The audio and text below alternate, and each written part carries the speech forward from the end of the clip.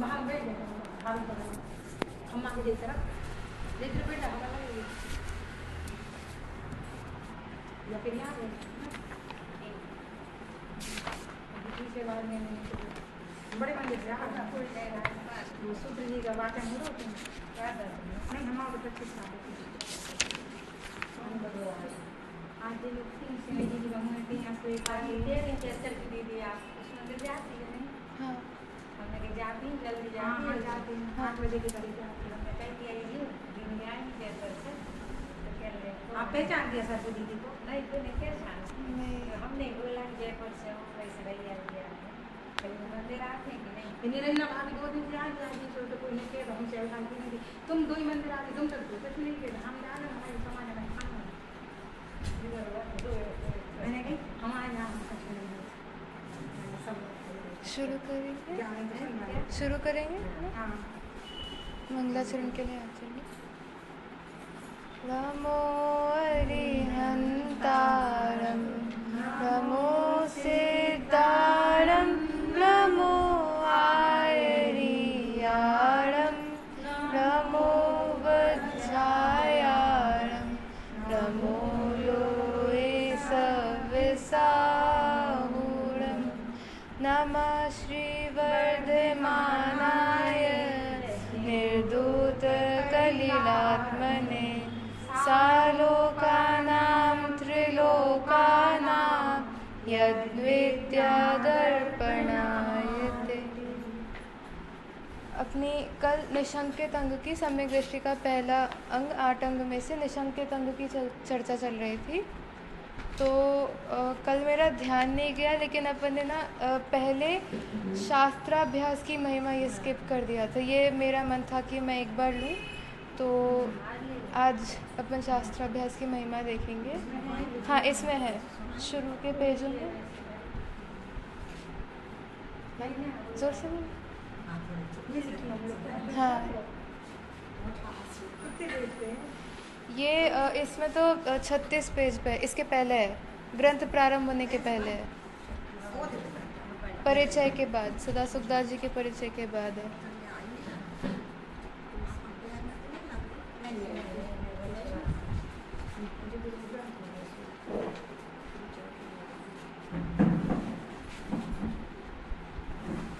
ये नए वाले ग्रंथ में तो है।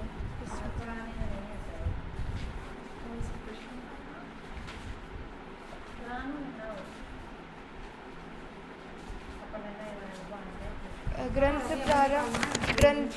प्रारंभ होने के पहले है, विषय सूची के बाद में है।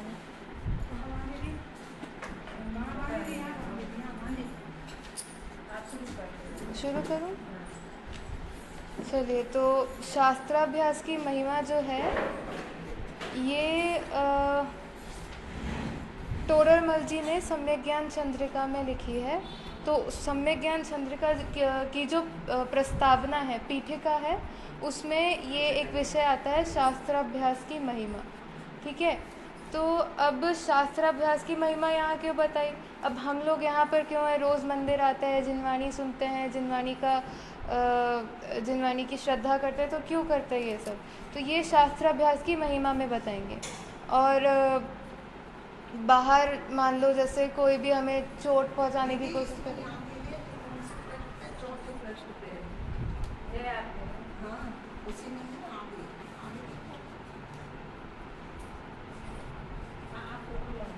है ना,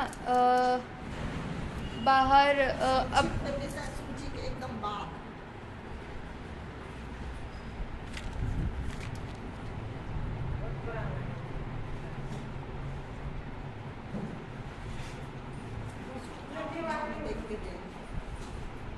हाँ इसमें मिल जाएगी।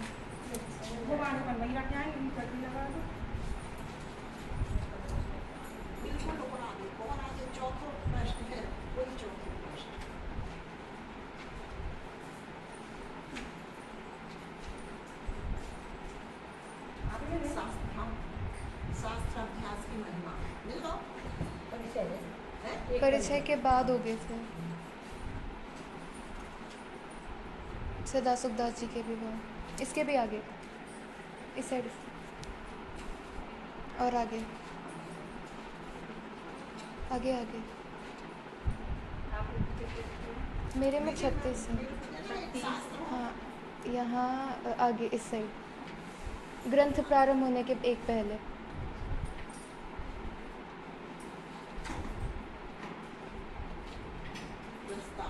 इसके बाद प्रस्तावना के भी आगे और आगे ग्रंथ प्रारंभ होना है जहाँ से पहला, इसके बाद यहाँ पे ये है, ठीक है।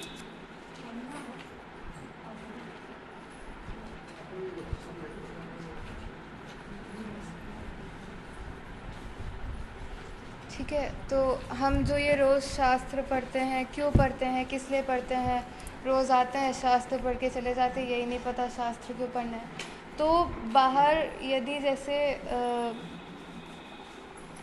है ना कि बाहर हम देखें, बाहर से हमें कोई कितना ही परेशान करे, कितना ही कुछ करे, शास्त्राभ्यास यदि हमें है, शास्त्र की महिमा, शास्त्र का ज्ञान यदि हमें है, तो हम अंदर से हमारे सुख को, हमारा जो सुख हमने शास्त्र ज्ञान से लिया है, उसको कोई चोट नहीं पहुंचा सकता। बाहर से कोई कितनी हानि कर ले, कितनी क्षति कर ले, लेकिन हमारा जो अंतरंग का ज्ञान है उसका कोई कुछ नहीं बिगाड़ सकता। ठीक है, तो यही शास्त्राभ्यास की महिमा। अब शुरू करें तो सबसे पहले एक बहुत ही सुंदर संबोधन यहाँ पे दिया है टोडरमल जी ने हमारे लिए। क्या संबोधन दिया है? हे भव्य। क्या संबोधन है? हे भव्य। ये टोडरमल जी जब भी ऐसा बोलते ना, हे भव्य जीव, तो ऐसे अंदर से बहुमान पैदा होता है, गर्व होता है। भव्य कौन होते हैं?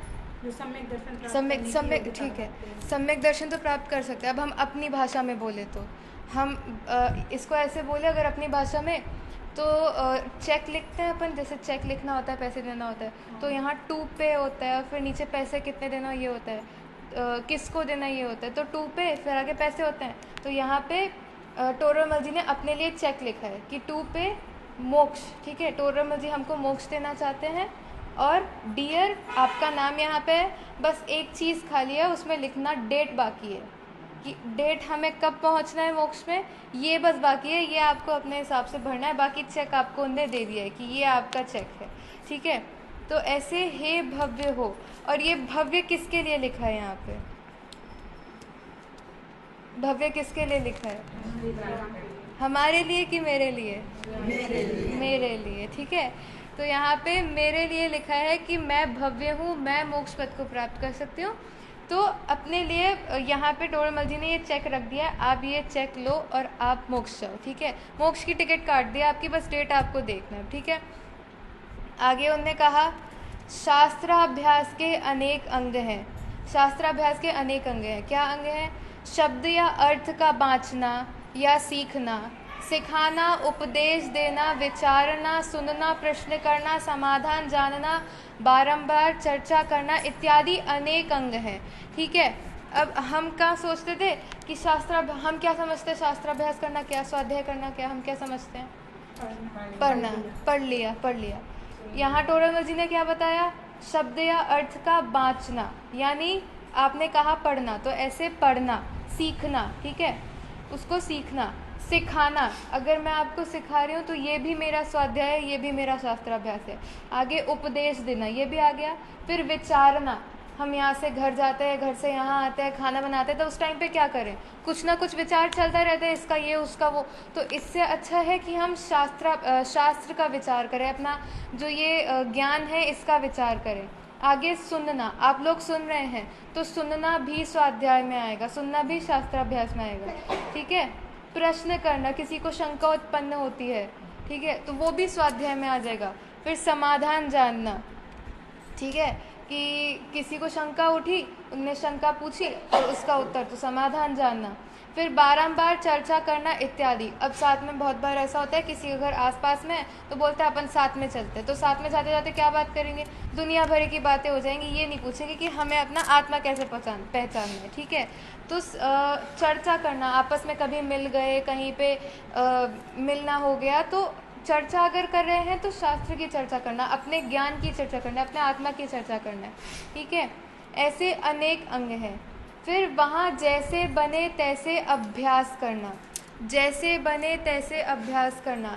ऐसा नहीं है कि तुम्हें यही अभ्यास करना हो या तुम्हें इसी ग्रंथ का करना हो, या जैसे बने वैसे अभ्यास करना। इतनी सारी आपको अंग बता दिए ना, वाचना, चर्चा करना, समाधान, प्रश्न सुनना, विचारना, तो इसमें जैसे बने वैसे अभ्यास करना।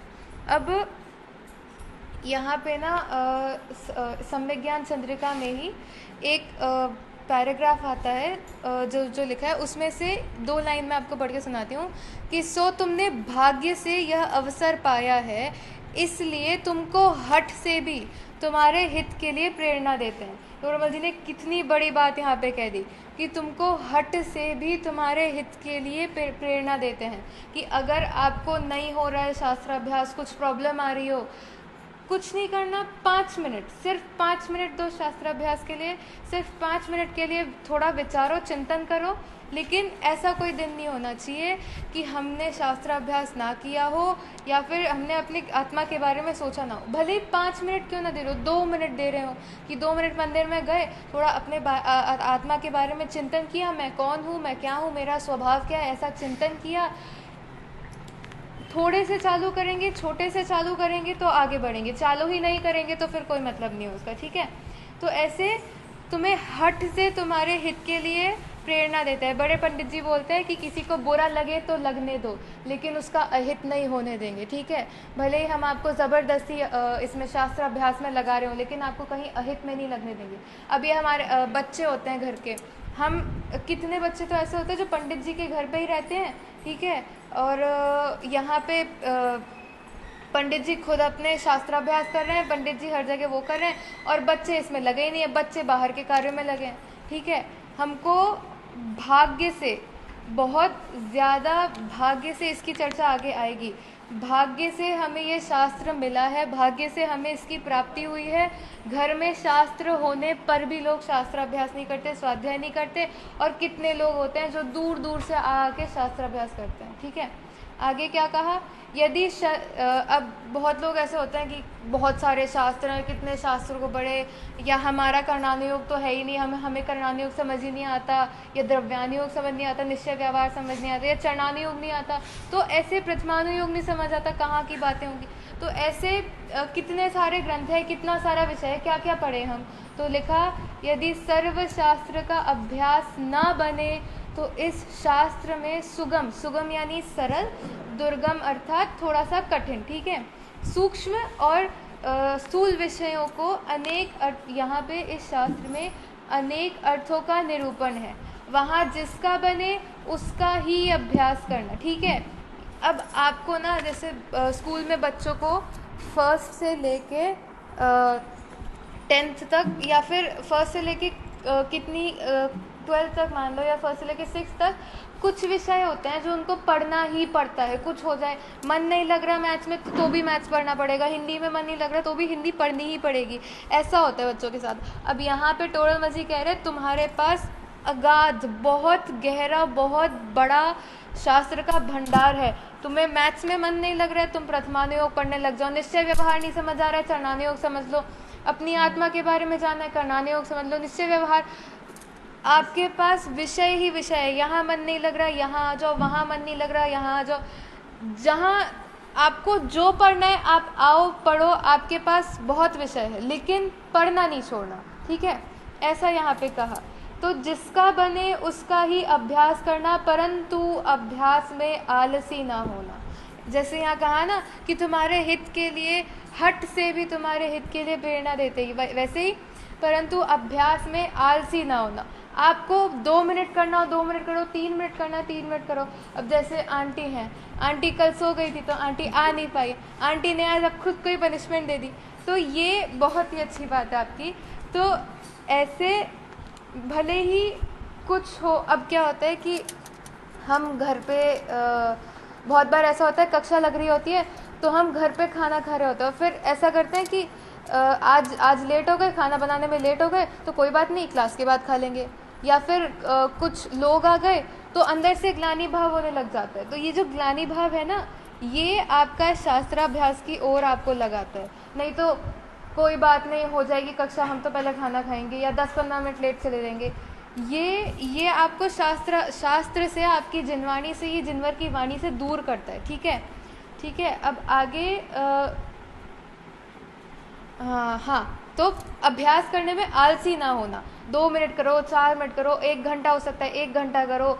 अब दिन भर में 20 क्लासेस लगती है, 20 क्लासेस में नहीं जा पाते, कुछ हो जाता है, तो एक क्लास में जाके बैठो, जो समझ आ रहा है वो समझ लो, नहीं तो अपने खुद पे अपना खुद का स्वाध्याय कर लो, प्रश्न पूछो, कुछ करो, विचारो, सोचो, जो भी हो, जिनवाणी से दूर नहीं होना, अलग नहीं होना, अपनी एक लिंक बिठा के रखनी है। दिन भर में जितने काम करने हो करो, लेकिन अपनी जिनवाणी से लिंक बिठा के रखना है। ठीक है, आगे कहते हैं, अब ये तो ठीक है, बनिया जैसे होते हैं ना, हर जगह अपना इंटरेस्ट देखते हैं कि कहाँ पे हमें ज़्यादा वो प्रॉफिट मिल रहा है। तो एक होता है लॉन्ग टर्म इन्वेस्टमेंट, एक होता है शॉर्ट टर्म इन्वेस्टमेंट। तो उसकी बात यहाँ पे आगे करते हैं। तो बनिया होता है कि हर जगह अपना प्रॉफिट देखते हैं। तो अब वो पूछते हैं, ठीक है शास्त्र अभ्यास कर लेंगे, आपने बोला कर लेंगे, लेकिन हमें इससे लाभ क्या हो, क्यों करें हम शास्त्राभ्यास ऐसे, क्यों हम अपने दिन का 2 मिनट भी शास्त्राभ्यास में लगाएं।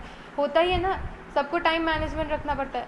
तो आगे कहते हैं, देखो शास्त्राभ्यास की महिमा, जिसके होने पर परंपरा आत्मानुभव दशा को प्राप्त होता है, मोक्ष रूप फल को प्राप्त होता है। ठीक है, अब यहाँ पे कहा परंपरा आत्मानुभव दशा को प्राप्त होता है, परंपरा से आत्मानुभव दशा मिलती है और मोक्ष रूप फल की प्राप्ति होती है। तो अब पंचम काल है, तो ये तो लॉन्ग टर्म इन्वेस्टमेंट हो गया। आप तो अभी के लाभ बताओ, अभी क्या होगा।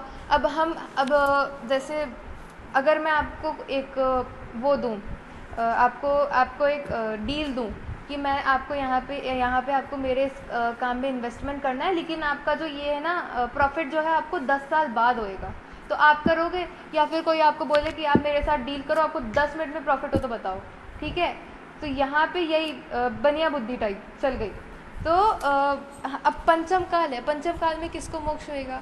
ठीक है, पंचम काल मान लो चौथा काल भी है, तो हमारी तो स्त्री पर्याय है। ठीक है, तो हमको तो मोक्ष होना नहीं है। तो ये मोक्ष वगैरह लॉन्ग टर्म की बात है। आप तो अभी जो लाभ होता है, अभी 2 सेकंड में जो लाभ होता है वो बताओ। तो आगे देखो, ये 10 लाभ। अब ऐसी क्या बात है जिनवाणी पढ़ने की कि आपके मंदिर में भी यहाँ पे ये लिखी हुई है। ठीक है, तो इतना क्या इसमें लाभ है, ऐसा क्या है जो हर मंदिर में हर जगह ये बैनर मिल जाएंगे, यहाँ लिखा है ऐसे लिखे हुए मिल जाएंगे। और शास्त्राभ्यास की महिमा सम्यक ज्ञान चंद्रिका की है। ठीक है, उसकी भी प्रस्तावना है, इतनी बड़ी प्रस्तावना, उसमें से ये। ठीक है, अब हर किसी की प्रस्तावना ऐसे छपती है कहीं पे, कुछ तो बात होगी जो ये प्रस्तावना छप रही है। उसमें भी उनके खुद के ग्रंथ में अलग से बोल्ड में लिखी हो, समझ में आता है। हर ग्रंथ के कितने ही ग्रंथ होंगे जिनके सामने में आपको एक पेज ऐसा मिल जाएगा जहाँ पे शास्त्राभ्यास की महिमा लिखी होगी। कितने गुणस्थान विवेचन है, ये है, फिर और आती है पुरुषार्थ सिद्धि उपाय, ऐसे कितने ही ग्रंथों में ये शास्त्राभ्यास की महिमा का अलग से पेज लगा हुआ है। ठीक है, तो ऐसा क्या होता है शास्त्र पढ़ने से जो हमको ये हर जगह मिलता है, तो इसको आगे देखते हैं। ठीक है, यह तो दूर ही रहो, पंचम काल है तो उन्होंने कहा यह तो दूर ही रहो, तत्काल ही इतने गुण प्रकट होते हैं। 10 गुण यहाँ पे बता दिए तत्काल, यानी आपने यहाँ शास्त्र पढ़ा क्या, आप शास्त्र पढ़ रहे हैं, गुण प्रकट होते जा रहे हैं। तो पहला गुण क्या बताया कि क्रोध आदि कषायों की तो मंदता होती है। अब जैसे लौकिक में देख लो, आप घर पे आप कुछ काम कर रहे हो, टीवी वगैरह ही देख रहे हो, तो टीवी में चलता रहता है अंदर की, हो इसका ये हो गया, उसका वो हो गया। अब आप उसी समय पे टीवी देखने की जगह यहाँ आके बैठे हो और शास्त्र पढ़ रहे हो, तो आसपास अगर कुछ भड़ाका भड़ूम भी होगा तो आपका ध्यान तो शास्त्र में लगा रहेगा ना, आपको थोड़ी विकल्प जागेंगे किसका क्या हो रहा है। तो जब शास्त्र पढ़ रहे हो तो यहाँ वहाँ के विकल्प कम हो जाते हैं, क्रोध आदि कषाय। अब मान लो आप घर से गुस्से में आ रहे थे, बहुत तेज़ गुस्सा आ रहा था, घर में किसी ने बच्चों वगैरह परेशान कर दिया। ठीक है, अब घर में बच्चे तो होते हैं, बहुत ऊधम करते हैं, सब ऊधम करते हैं। ठीक है, तो आप आ रहे थे घर से, तो बच्चों ने ऊधम कर दिया, लेकिन आपकी पाठशाला का टाइम हो रहा था, आपकी कक्षा का टाइम हो रहा था, तो अभी तेरे को तो मैं बाद में देखती हूँ, अभी कक्षा का टाइम हो रहा है, आके देखती हूँ। ठीक है, कक्षा में आ गए, अब कक्षा में ऐसा विषय चल गया कि एकदम मंद हो गया गुस्सा, घर जाके और राजू बेटा सब बढ़िया, कोई बात नहीं, होता रहता है। तो ऐसे क्रोधादि कषायों की मंदता होती है। और सोचो कि आप कक्षा में यहाँ बैठे हो, आपको कक्षा में बैठ के लड़ने का मन होएगा कि आओ लड़ाई करते हैं, नहीं ना। और जैसे फिर स्वाध्याय के बाद जैसे अभी हम घर जाएंगे तो भले ही कुछ समय के लिए सही कक्षाओं में मंदता रहेगी, चिंतन चलता रहेगा कि हाँ ये पढ़ाया था, ऐसा हुआ था, ऐसा चिंतन चलता रहेगा। फिर कार्यों में भी मन लगने लग जाता है। जैसे अभी हम पढ़ के गए, थोड़ा बहुत पढ़ा हमने, तो घर के कार्यों में भी थोड़ा बहुत मन लगने लग जाता है। अब पहले जो गुस्सा आ रहा था वो तो कम हो ही गया है, तो इससे कषायों में भी मंदता हो गई है, तो अब थोड़ा मन यहाँ वहाँ के कार्यों में लगने लग जाता है। थकान हो रही होगी तो थकान कम हो जाती है, ठीक है। अब इसके बाद दूसरा पॉइंट, पंचेंद्रियों के विषयों में प्रवृत्ति रुकती है, ठीक है। अब मान लो पंचेंद्रियों के विषयों में, अब स्पर्शन रसना घ्राण, हम घर में हैं, अब घर में है तो बना रहता है कुछ ना कुछ। बिस्तर पे बैठे हैं तो नहीं बहुत ज़्यादा वो हो गया, चेयर पे जाके बैठना चाहिए, चेयर पे बैठे हैं तो नहीं बिस्तर पे बैठना चाहिए, चटाई पे बैठ गए, नीचे बैठ गए, ऊपर बैठ गए, कहीं और चले गए, तो ये फिर कुछ खाने का मन हो गया, पानी पीने का मन हो गया, फिर वापस पानी पीने का मन हो गया, या कुछ और खाने का मन हो गया, तो ऐसे पंचेंद्रियों के विषय चलते ही रहते हैं, ठीक है। तो अब अपन यहाँ बैठे हैं, मंदिर में बैठे हैं, स्वाध्याय में बैठे हैं, तो अभी एक बार बैठे हैं तो पता ही नहीं चलता कैसे बैठे हैं, क्या बैठे हैं। 1 घंटे बाद जब अकड़ जाते हैं ना, तब याद आता है कि अरे इतना मन लग गया था कि हमारी कमर अकड़ गई, ठीक है। ऐसे मन लग जाता है, पंचेंद्रियों के विषय रुक जाते हैं।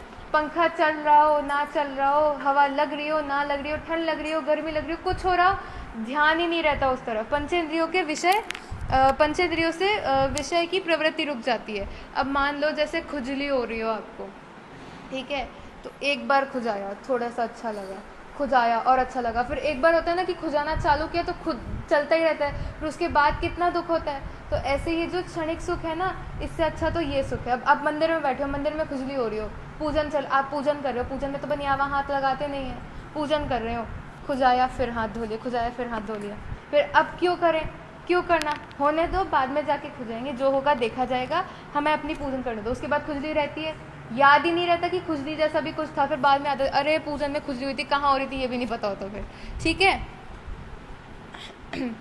आगे अब जैसे नेत्र की एक वो ले लो कि नेत्र के जो विषय हैं, हम बिल्डिंग वगैरह देखने जाते हैं, बुर्ज खलीफा है और अलग अलग ऐसी बिल्डिंग्स होती हैं, ठीक है, इतनी बड़ी बड़ी बिल्डिंग है। अब ये हमें बता दिया वैज्ञानिकों ने कि इतनी बड़ी बिल्डिंग हो, इतनी बड़ी बिल्डिंग, ऐसी बिल्डिंग, वैसी बिल्डिंग। अब आपने शास्त्र पढ़ा है, ठीक है, आपको पता है सुमेरु पर्वत अपना 1 लाख योजन का है, क्या क्या बिल्डिंग होगी वो, इतनी सी 1 किलोमीटर की वो बिल्डिंग। अब एक देखो, 1 योजन में 6000 किलोमीटर होते हैं, अप्रॉक्स 6000 किलोमीटर के आसपास होता ही है, और वो 1 किलोमीटर की बिल्डिंग है सिर्फ। अब उस 1 किलोमीटर की बिल्डिंग में सुमेरु पर्वत कहाँ आएगा, ऐसी छोटी सी दिखेगी वो। आईफिल टावर है, कितना ऊंचा दिखता है, अपन जाके यहाँ फोटोज़ में ही देखें कितना ऊंचा दिखता है, ठीक है, लेकिन उसके सामने सुमेरु पर्वत क्या, इतनू सा दिखेगा वो, इतनू सा, जैसे हम खड़े हो जाएं और हमारे बगल में एक चींटी खड़ी हो, ऐसा दिखेगा वो, ठीक है। तो ऐसे ही नेत्र, ऐसे स्पर्शन रसन घ्राण, ऐसे विषयों, पंचेंद्रियों के विषयों में प्रवृत्ति रुकती है। आगे तीसरा पॉइंट क्या है, अति चंचल मन भी एकाग्र होता है। अब हम मान लो कहीं जा रहे हैं, कार वगैरह में बैठे हैं या घर में ही बैठे हैं, कुछ काम नहीं है, 5-10 मिनट थक हार के बैठ जाते हैं ना थोड़ी देर के लिए, अब थोड़ा रेस्ट कर लेते हैं, या नींद नहीं आ रही हो तो यहाँ वहाँ का चिंतन चलता रहेगा, इसका वो हो गया था, इसका ऐसा हो गया था, या मैंने वो तो किया, वो किया नहीं। क्लास वगैरह में अपन कहीं जाएँ कि घर पे गैस चालू था, गैस चालू तो करना भूल ही गए, उसके स्कूल का टिफ़िन रह गया, ये हो गया वो हो गया। अब अपन शास्त्र पढ़ने लग जाता है ना, तो अपना मन एकाग्र होने लग जाता है। अब जैसे बहुत सारे विकल्प उठ रहे हैं और अपन ने शास्त्र पढ़ रखा है कि जो होगा निश्चित है, जो होगा जैसा होगा सब निश्चित है, सब अपने कर्मों पर आधारित है, ठीक है। तो इससे जो अपना है ना स्टेबल होता है, माइंड स्टेबल होता है। अब जैसे बंदर है, बंदर यहाँ से वहाँ, वहाँ से या कूदता रहेगा, तोड़ा फोड़ी करता रहेगा, तो क्या कहते हैं कि बंदर को पेड़ पे चढ़ा दो, तो कम से कम उस पेड़ में पत्तों पे जाएगा, फलों पे जाएगा, यहाँ वहाँ की तोड़ा फोड़ी तो नहीं करेगा। तो ऐसे ही क्या, हाँ, मनरूपी जो बंदर है उसको स्याद्वाद और अनेकांत के पेड़ पे चढ़ा दो, जिनवाणी के पेड़ पे चढ़ा दो तो उसी में घूमता रहेगा, कभी प्रथमानु योग पे जाएगा, कभी कर्णानु योग पे जाएगा, कभी द्रव्यानु योग पे जाएगा, ऐसे इधर ही इधर घूमता रहेगा, कहीं बाहर नहीं जाएगा। तो अति चंचल मन भी एकाग्र होता है, ठीक है, कंसंट्रेशन बढ़ने लग जाता है इससे, ठीक है। आगे चौथा पॉइंट, हिंसादि 5 पाप नहीं होते। अब हम बैठे हैं, अब मान लो कि संस्कारों से थोड़ा इसको जोड़ते हैं कि जो स्कूल में बच्चे जाते हैं तो अपन होता है ना अष्टमी चौदस पे घास पे नहीं चलते, तो जो बच्चे संस्कारी नहीं हैं या फिर जिन बच्चों को पता नहीं हो तो वो तो बढ़िया घास पे चलेंगे, खेलेंगे, कूदेंगे, और कुछ बच्चे ऐसे होते हैं जो कुछ नहीं हो रहा चलते फिरते चींटी को मार देंगे या परेशान करने लग जाएंगे। कोई रास्ते में कुत्ता बिल्ली जा रहे हो तो उसको परेशान करते हैं। अपने घर के बच्चे ऐसे करते हैं? नहीं करते हैं। हम लोग ऐसा करते हैं? नहीं करते हैं। हम यहीं बैठे हैं, तो अब घर में अपन बैठे होते तो कुछ ना कुछ कार्य करते ही रहते, कुछ ना कुछ हलन चलन चलता ही रहता, फिर पता चले हलन चलन करते करते रास्ते से कीड़ा जा रहा था, बर्तन गिर गया, मर गया, ठीक है। तो अपन यहाँ बैठे हैं तो एकाग्र होके बैठे हैं, ज़्यादा मचल नहीं रहे हैं, ज़्यादा यहाँ वहाँ नहीं कर रहे हैं, तो जो विषय कैसा, हाँ, आरंभ परिग्रह ये सब नहीं होता है, फिर उसमें एक्स्ट्रा कुछ भी नहीं होता है। अब एक कहानियाँ गोपाल दास जी बरैया की आती है। तो गोपाल दास जी के कोई दोस्त थे, वो जैन दोस्त थे, ठीक है। अब उनके भी दोस्त थे, तो गोपाल दास जी के दोस्त को नाम ले लो अपन, बाबूलाल नाम ले लो। तो उनके वो जो दोस्त थे बाबूलाल, वो जैन थे, और वो बाबूलाल अपने किसी दूसरे दोस्तों के साथ जा रहे थे नदी पे, गोपाल दास जी नहीं थे उसमें, ठीक है। तो बाबूलाल अपने दोस्तों के साथ नदी पे गए। उस टाइम पे सीसीटीवी वगैरह तो होता नहीं था। बाबूलाल के एक दोस्त की डेथ हो गई, बाबूलाल दोस्त के साथ गए और वो पानी में बह गए, उनकी डेथ हो गई। तो उनके दोस्त ने क्या किया, उनके दोस्त की फैमिली ने क्या किया, बाबूलाल पे आरोप लगा दिया कि इसने जैन होकर भी इसने डुबा दिया इनको नदी में, ठीक है। अब गोपाल दास जी को, अब इसको कोर्ट में बुलाया गया, फांसी की सज़ा सुना दी थी कि बाबूलाल जी जो हैं वे फांसी पर चढ़ेंगे इस तारीख को। लेकिन गोपाल दास जी जो थे, अब दूसरे दिन फांसी की वो तो सुना दी, लेकिन एक दिन डिले कर दिया, ठीक है। तो गोपाल दास जी कोर्ट में आए, ब्रिटिश साम्राज्य था उस टाइम पे, तो गोपाल दास जी कोर्ट में आए। उन्हें कहा माय लॉर्ड, इंग्लिश में आती थी उनको, तो इंग्लिश में उन्हें कहा माय लॉर्ड, आप इनके घर में से इनके घर के सबसे छोटे बच्चे को बुलाइए। 3-4 साल का बच्चा होगा, उसको बुलाया, है ना। तो उसको बुलाया, बच्चा आ गया, बोले क्या हुआ, क्यों बुलाया, सब देख रहे क्या हो गया। तो उन्होंने उस बच्चे को बोला कि बेटा देखो ये चींटी जा रही है, इसको मार दो। मैं क्यों मारूं? अरे मारो, मैं तुमको 5 रुपए दूंगा, तुम मार दो। नहीं, मैं क्यों मारूं, फालतू में क्यों मारूं, जब उसने मेरा कुछ किया नहीं है, ना उसने मुझे परेशान किया, ना मैं उसे कुछ कर रहा हूँ, ना वो मुझे कुछ कर रहा है, मैं क्यों मारूं उसको?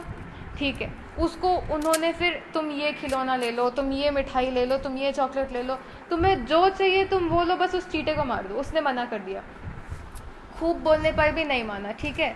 तो फिर गोपाल दास जी ने उनसे कहा कि माय लॉर्ड, जब इनके घर का सबसे छोटा बच्चा जिसे कुछ ज्ञान नहीं है, छोटा सा है, खेलने कूदने की उम्र है इसकी, ये कहाँ अभी इन सब में लगेगा, इसने तक एक जीव को मारने से मना कर दिया, तो ये तो इतने बड़े हैं, विवेकी हैं, ज्ञानी हैं, ये अपने खुद के दोस्त को क्यों मारेंगे? और इसी से उनकी फांसी की सज़ा रह गई। तो ऐसे ही हिंसादि 5 पाप नहीं होते हैं, ठीक है। अब 5वां पॉइंट क्या है, स्तोक, और स्तोक यानी कम, अल्प बुद्धि, ठीक है। अल्प ज्ञान होने पर भी त्रिलोक के 3 काल संबंधी चराचर पदार्थों का जानना होता है, ठीक है। अब चराचर क्या, चर यानी जड़, अचर यानी चेतन, या फिर चर यानी गमन करना या निष्क्रिय, ऐसे 2 ले सकते हैं। चर यानी चेतन या तो गमन करना, अचर यानी अचेतन, ठीक है, नहीं, अचर यानी चेतन, चर यानी जड़, ठीक है। तो ऐसे चर अचर पदार्थों का ज्ञान होता है। तो इसमें ही बच्चों को साइंस पढ़ाते हैं। बच्चों को साइंस में क्या पढ़ाते हैं, धर्म द्रव्य पढ़ाते हैं क्या साइंस में? नहीं। बच्चों को क्या पढ़ाएंगे, पुद्गल। केमिस्ट्री में इस एसिड को उसमें लगा दो, इसको उसमें लगा दो, उसमें ऐसे। पुद्गल के अलावा कुछ और पढ़ाया बच्चों को आज तक? और अपने धर्म में देखो, धर्म, अधर्म, आकाश, काल। और कौन सा ऐसा साइंटिस्ट है जिसने 3 लोक के बारे में बताया हो? एक सर्वज्ञ है जिसने बताया कि ये 3 लोक है, इस 3 लोक में इतना बड़ा ये 3 लोक है, इसमें इतने जीव हैं, इतना असंख्यात ऐसा। तो ये चीज़ हमको कौन सी साइंस की बुक में मिल जाती है? नहीं मिलती ना। तो शास्त्राभ्यास करने से कम ज्ञान होने पर भी, ठीक है, कम ज्ञान होने पर भी 3 लोक के 3 काल संबंधी, आपको अपने पास्ट का जानना हो, आपको आगे का जानना हो, 3 लोक के 3 काल संबंधी चर अचर पदार्थों का ज्ञान हो जाता है। बच्चों को स्कूल में नहीं बताते कि आकाश द्रव्य क्या होता है, वो लोग कहाँ रह रहे हैं उन्हें नहीं पता, उन्हें बस इतना पता है हम इंडिया में रहते हैं, इंडिया में हमारा ये घर है, ऐसा है। तो उनको क्या पता ये आकाश द्रव्य क्या है, उनको क्या पता ये खाली जगह क्या है, क्या बोलते हैं इसको, उनको क्या पता हम चल क्यों रहे हैं, उन्हें बस इतना पता है कि हमारे अंदर एक आत्मा है जिसकी वजह से हम चल रहे हैं। आत्मा की वजह से चल रहे हैं? नहीं, धर्म द्रव्य निमित्त है, इससे चल रहे हैं। हम रुके हुए हैं, किससे रुके? हम थक गए इसलिए रुके हैं? नहीं, अधर्म द्रव्य में थकान निमित्त, अधर्म द्रव्य निमित्त है इसलिए हम रुके हुए हैं। ऐसे सूक्ष्म बातों को भी ऐसे बताते हैं, जल्दी जल्दी बता देते हैं, बहुत आराम से। अब किसी को समझ में नहीं आता हो, जैसे वो कौन से मुनि थे जिनको याद नहीं होता था? हाँ, शिवभूति मुनि थे, थैंक यू। तो जो शिवभूति मुनिराज थे, उनको कौन से साइंस के टीचर ने आगे बताया होगा कि सब कुछ भिन्न भिन्न है? नहीं, इतनी सी बात थी, ठीक है, वो भी उनको पूरी नहीं पता थी।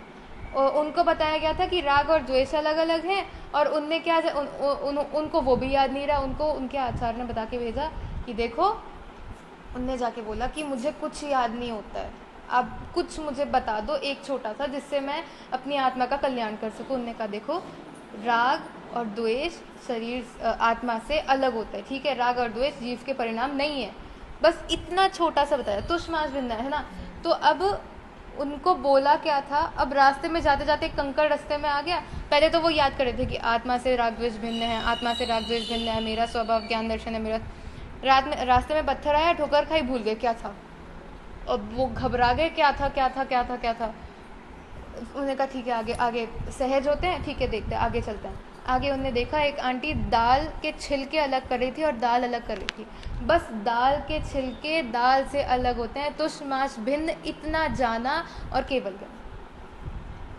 तो कम बुद्धि होने पर भी 3 लोक 3 काल संबंधी के चराचर पदार्थों का जानना होता है। आगे हेय उपादेय की पहचान होती है, ठीक है। अब हेय उपादेय, अब ये जो परद्रव्य है, हम तो इस शरीर को अपना मानते हैं, ये मेरा शरीर है, पुण्य पाप मेरे हैं, मैं करता हूँ पुण्य पाप, या मुझे पुण्य पाप होते हैं। ये नॉर्मल अपन किसी के घर जाके देखें ना, तो वो इसी में लगे होंगे, दान करना है, इसका वो करना है, उसका ये करना है, इसका ऐसा करना है। अब जब आप शास्त्र पढ़ेंगे तब आपको सच्चे दान की महिमा आएगी। नहीं तो ये जो दूसरे बाबा वगैरह होते हैं, कितना दान खाते हैं, कितनी संपत्ति होती है इनके पास, होती है कि नहीं। अब जब हम अपने शास्त्र में पढ़ते हैं सच्चा दान का स्वरूप क्या है, ज्ञान के नाम पे क्या होता है, धन बस देते हैं, जबकि ज्ञान कितने प्रकार का है? 4 प्रकार का है। औषध दान, अभय दान, ज्ञान दान, ऐसे 4 प्रकार का दान है। लेकिन बाहर क्या, सेठ जी दान देंगे और कोई दान नहीं देगा। अगर आप किसी को दवाई दे रहे हो तो वो भी दान है। आप किसी को ज्ञान दे रहे हो ना, छोटा सा एक तुष्मास भिन्न, ये छोटा सा भी ज्ञान दान है। कितना बड़ा ज्ञान दान हो गया, हुआ कि नहीं। तो ऐसे हेय उपादेय की पहचान होती है, सच्चा स्वरूप पता चलता है, वस्तु का सच्चा स्वरूप पता चलता है। और क्या होता है कि फिर पुण्य पाप जो है, पुण्य पाप में भी हेय, पुण्य पाप और पुण्य और पाप ये दोनों हेय हैं, दोनों त्यागने योग्य है, ये पता चलता है। बाहर अपन देखते हैं सब पुण्य करने में लगे हुए हैं, पाप ठीक है सब छोड़ देते हैं। पुण्य को कौन छोड़ेगा, पुण्य भी तो बाह्य कार्य है ना, पुण्य भी तो बाहर का काम है। मेरा काम क्या है, सिर्फ जानना देखना, ये पुण्य भी मेरा नहीं है, ये हमें शास्त्राभ्यास से पता चलता है, ठीक है। अब इसके आगे कौन सा है, आत्मज्ञान सन्मुख होता है, अर्थात ज्ञान आत्म सन्मुख होता है, ठीक है। तो आत्मज्ञान सन्मुख होता है यानी हम जो हैं, हमें अपने आत्मज्ञान का पता चलता है। ज्ञान आत्म सन्मुख होता है, हमें पता चलता है कि हमारा जो ज्ञान है, हमारी जो कैपेसिटी है। अब बाहर को किसको पता है कि हम अपनी आत्मा को जान सकते हैं? हमें बस इतना पता है कि ये शरीर है और यही मेरी आत्मा है। लेकिन हम जब मंदिर में आते हैं, जब इसे पढ़ते हैं, तब पता चलता है कि ये शरीर अलग है, मेरी आत्मा अलग है, मेरा जन्म मरण नहीं होता है, मैं अनादिकाल से हूँ, मैं अनंत काल तक रहूँगा और मैं मोक्ष को प्राप्त करूँगा, सच्चा सुख मुझे प्राप्त हो सकता है। ये ऐसे आत्मज्ञान सन्मुख होता है। आत्मा का ज्ञान हमें होता है, हमें हमारी आत्मा का पता चलने लग जाता है कि मेरी आत्मा क्या है, मेरा स्वरूप क्या है, मेरा ज्ञान कितना बड़ा ज्ञान है, मेरा कितना, मतलब कहाँ तो शिवभूति मुनिराज को एक छोटी सी चीज़ याद नहीं हो रही थी, कहाँ उन्हें केवल ज्ञान प्राप्त हो गया। ठीक है, उन्हें फिर कुछ याद रखना पड़ा नहीं, सब ऐसा सब ज्ञान में झलकने लग गया। तो ऐसे ज्ञान आत्मज्ञान सन्मुख होता है, अर्थात ज्ञान आत्म सन्मुख होता है।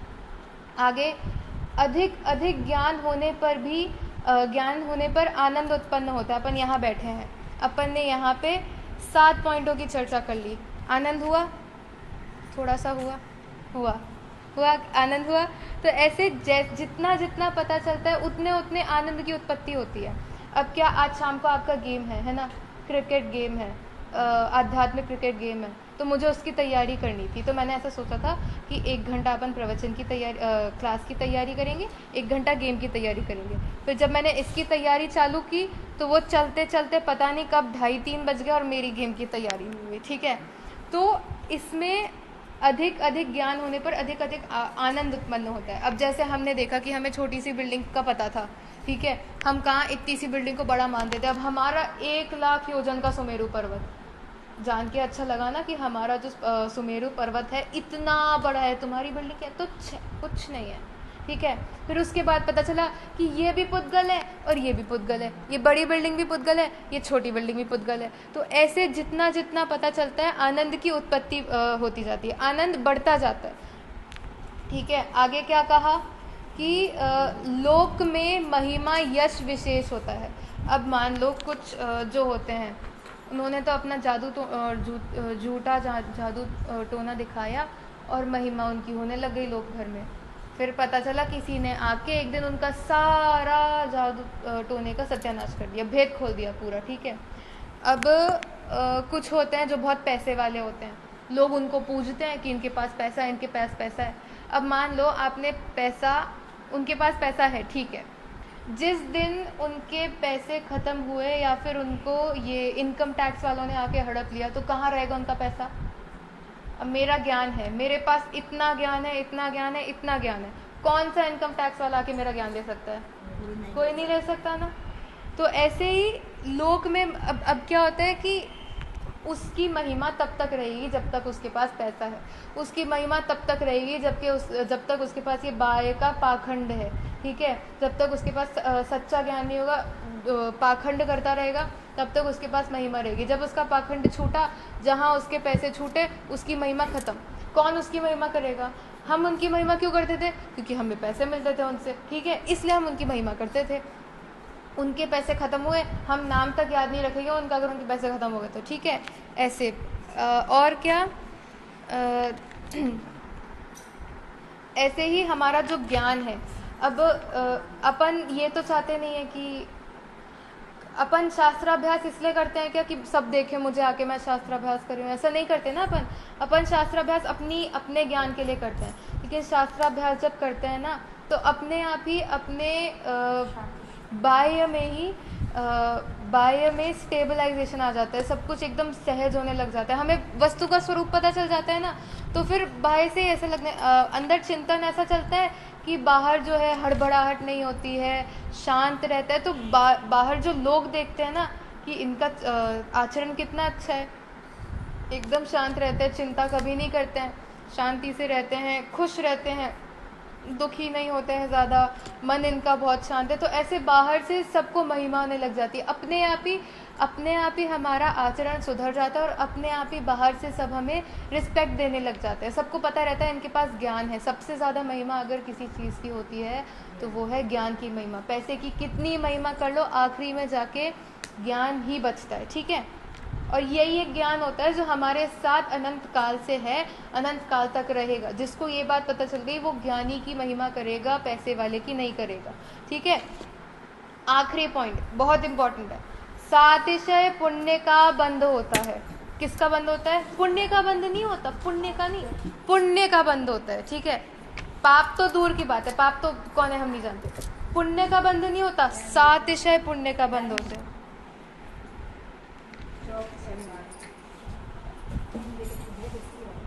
सातिशय पुण्य का बंध होता है। अब सातिशय पुण्य तो बहुत बड़ी बात है, शास्त्र अभ्यास कर रहे हैं सातिशय। अब सातिशय पुण्य में क्या होगा, आप गेम खेल रहे हो मान लो, तो कहीं पे एक छोटे छोटे प्लास्टिक के डिब्बे मिल जाते हैं, और कहीं आप गेम खेल रहे हो, सोने का सिक्का मिला आपको, तो ये हो गया पुण्य। प्लास्टिक का डिब्बा जैसा पुण्य नहीं होता, सातिशय सोने वाला पुण्य होता है। अब जैसे लौकिक अनुकूलता से तो ठीक है, हम किसी को प्लास्टिक मिले, किसी को सम्यक दृष्टि को इससे भी फर्क नहीं पड़ता कि मुझे सोने का सिक्का मिल रहा है या प्लास्टिक मिल रहा है, उसको महिमा होती है अपने ज्ञान की, ठीक है।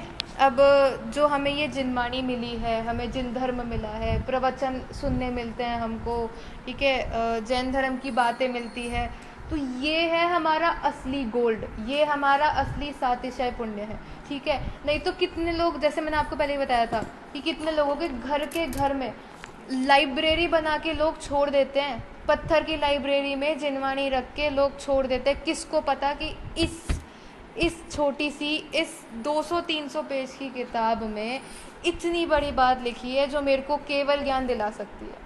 अब जो कारीगर होते हैं, उनने बनाया जिन मंदिर, उन्होंने अपना ये मंदिर बनाया, उन्होंने यहाँ पे ये सब बनाई, अलमारी बनाई, यहाँ पे ऐसा स्ट्रक्चर बनाया, इसके ऊपर ये पेंट किया, ये जो जितने भी लिखे हुए हैं ना, ये उनने लिखा, ठीक है। अब एक हम हैं, हमने कुछ नहीं करा, हमने सिर्फ आके यहाँ की एक लाइन पढ़ी, कैसा लगेगा?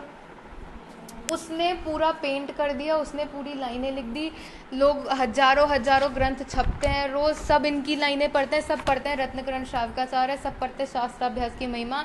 लेकिन कुछ ऐसे होते हैं जो इस शास्त्राभ्यास की महिमा को अंतरंग से समझते हैं और पढ़ते हैं, ठीक है।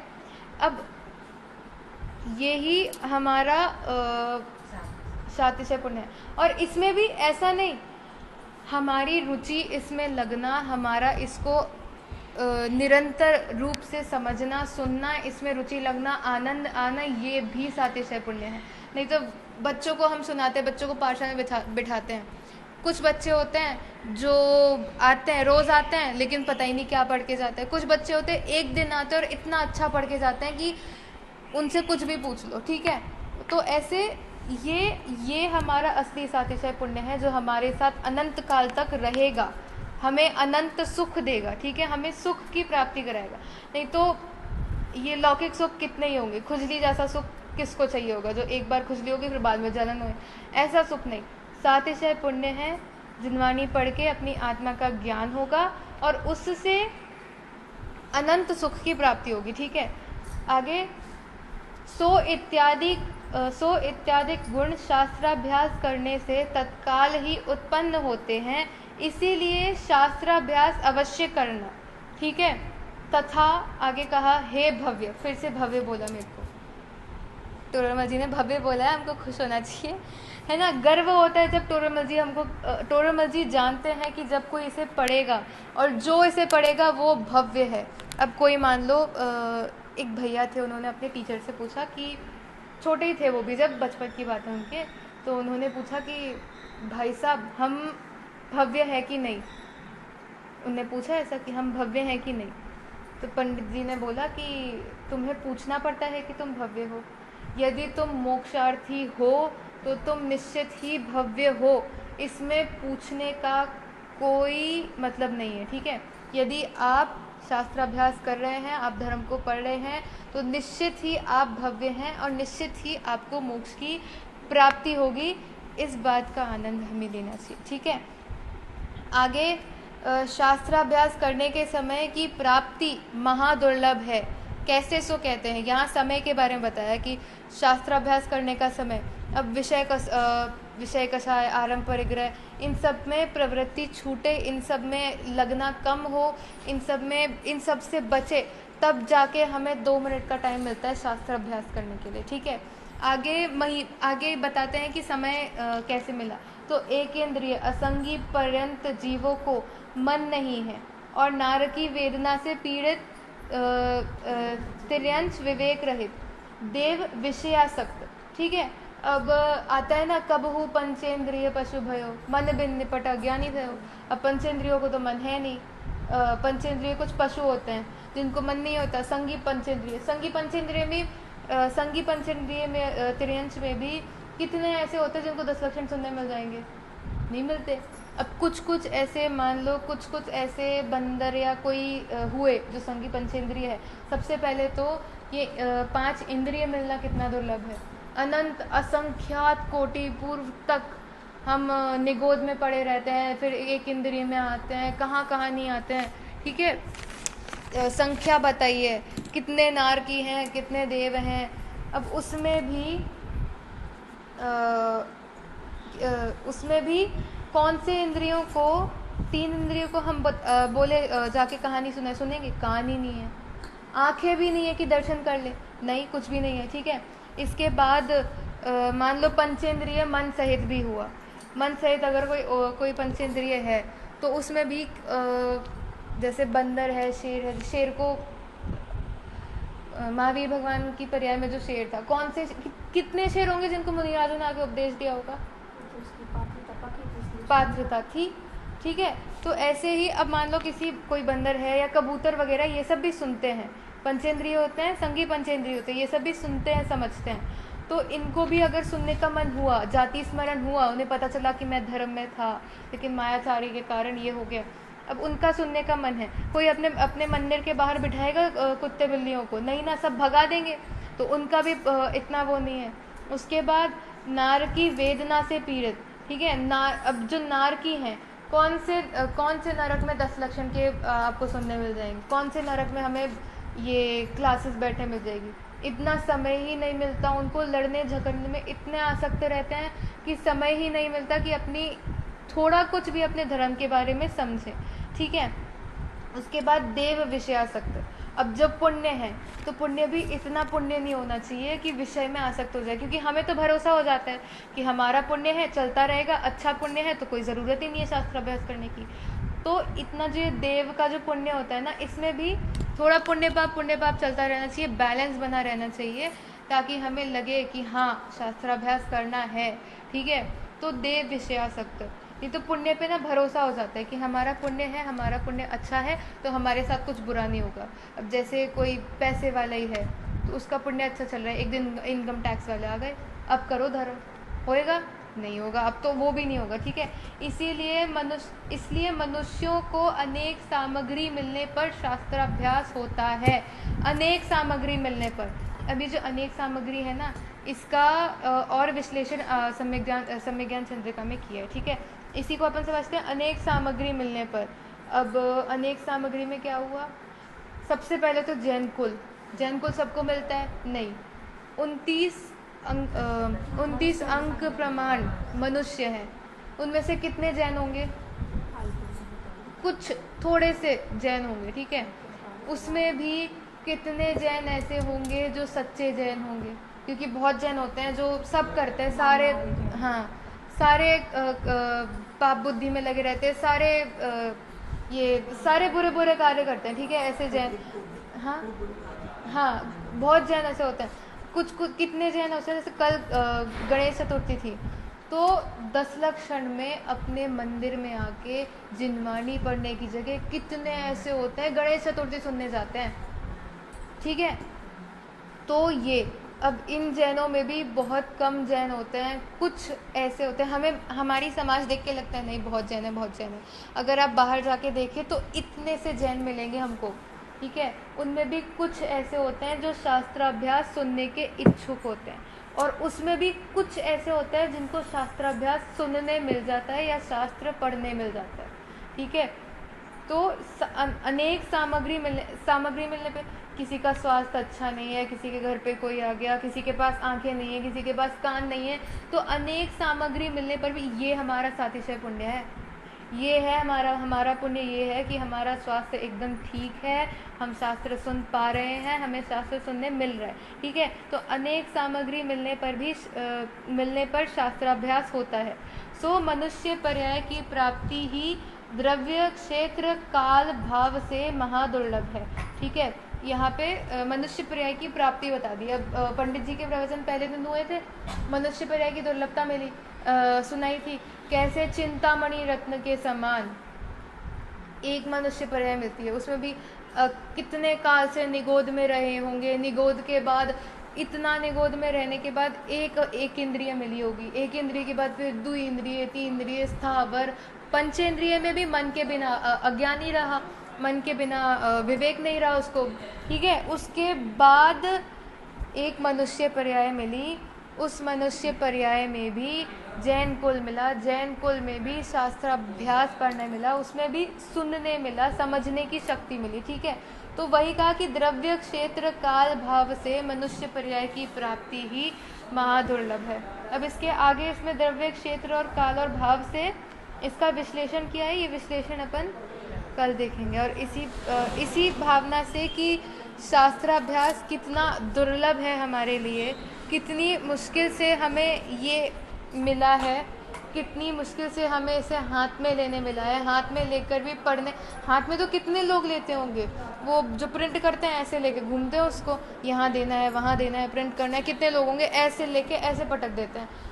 हमें मिला, हमें इसकी महिमा मिली, हमें ये सुनने मिला, इस महिमा को समझना है, समझकर इसमें जो ज्ञान हमें दिया है, जो ज्ञान हमें इतने आचार्यों ने प्रदान किया है, उस ज्ञान को समझना है, उससे अपना स्वभाव क्या है, जो मुझे, हमने क्या कर लिया जो हमको ये मिल गया, ठीक है। हमको घर में बैठे बैठे ये ग्रंथ मिले हैं हमको, ठीक है। इतनी मुनिराजों की, इतने आचार्यों की बलिदान के बल पर हमको ये एक चीज़ मिली है, तो इसकी महिमा रखकर, इसको समझकर अपना उनने क्यों ये सब किया, उनको कुछ मज़ा आ रहा था ये सब करने में, उनको कुछ हो रहा था, उनको तो इसमें अपनी ना वो भी नहीं थी कि मेरे को सब जानेंगे नहीं जानेंगे। कितने आचार्य होते हैं जो अपना परिचय नहीं लिखते ग्रंथों में, क्यों नहीं लिखते? उन्हें कोई लालच नहीं है, उन्हें सिर्फ अपना जो ज्ञान है, अपना जो ज्ञान है, अपना जो शास्त्र का ज्ञान है, जो सच्चा सुख का उपाय है, ये सब तक पहुंचाना था। तो इसी की महिमा हम समझे, इसी की वैल्यू हम समझे कि कितना दुर्लभता से हमें ये प्राप्त हुआ है, और शास्त्राभ्यास करें इसी मंगल भावना के साथ।